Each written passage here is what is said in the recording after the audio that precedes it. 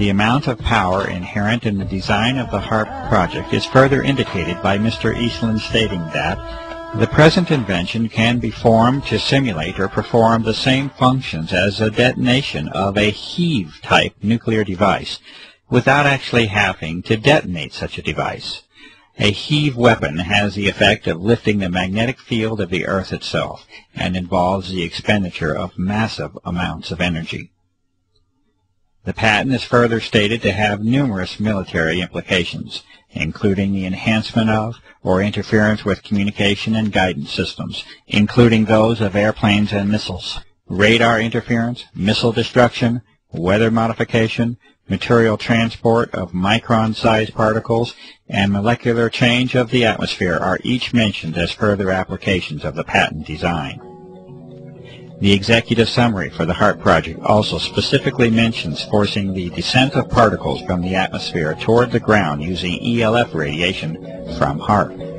Clearly, environmental modifications, the electromagnetic transfer of energy, and military operations of global impact are already in sight from the existence of these aerosols within our atmosphere.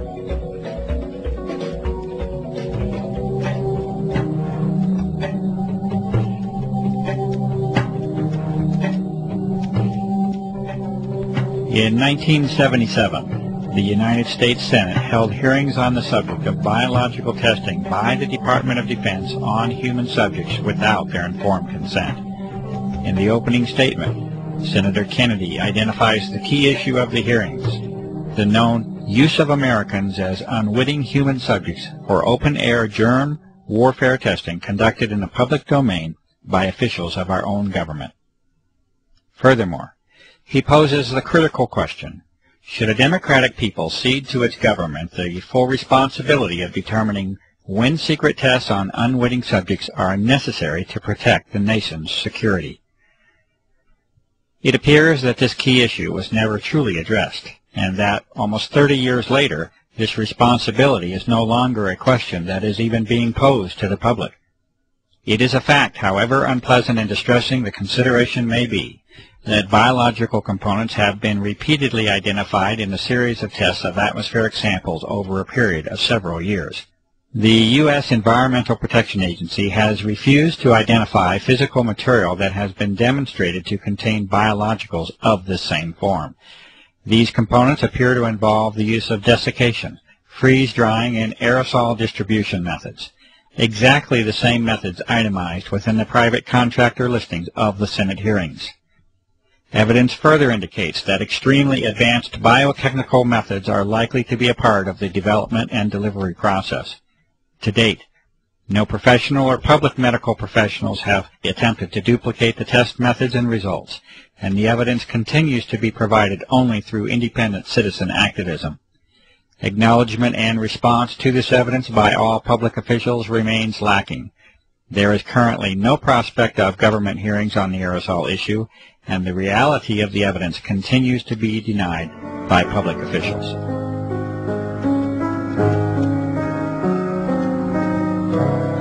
And lastly, although more conceptual in nature than our earlier discussion on environmental modification, electromagnetic, military, and biological aspects of the aerosol issue, it is not unreasonable to consider interactions with the Earth as a whole. It is not impossible that there may be connections between the energy levels of this altered plasma of the Earth and geophysical processes, including Earth changes. There has been increased attention in recent months by prestigious scientific organizations, mainstream media, and the Defense Department itself on dramatic Earth changes that are foreseen in a not-too-distant future. These discussions center on major climatic change and geophysical field changes, such as the magnetic field. Under disclosure is the likelihood that these changes occur much more rapidly than was previously supposed. It is at least a theoretical reality that a plasma sheath around the Earth can accumulate energy. This originates from the combination of increased electron density and low-frequency energy propagation. There are many questions that can be asked as to how and if this energy can be harnessed to affect the Earth.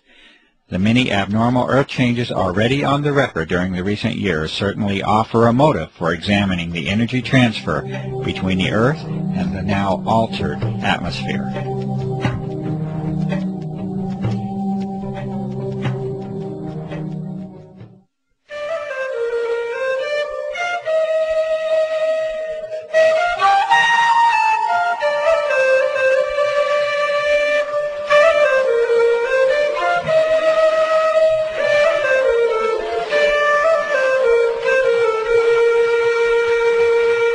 You have seen traces of a world still in a state of beauty, and you have seen the signs of a terrible change.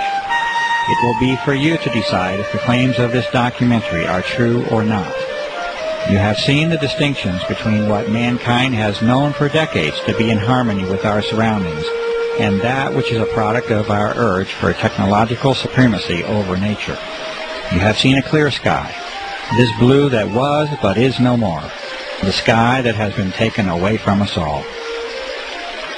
You have been confronted with assertions of operations on a scale never seen before in the history of mankind, and you have been shown evidence that aircraft can alter and have altered the fragile envelope for life that we call the atmosphere.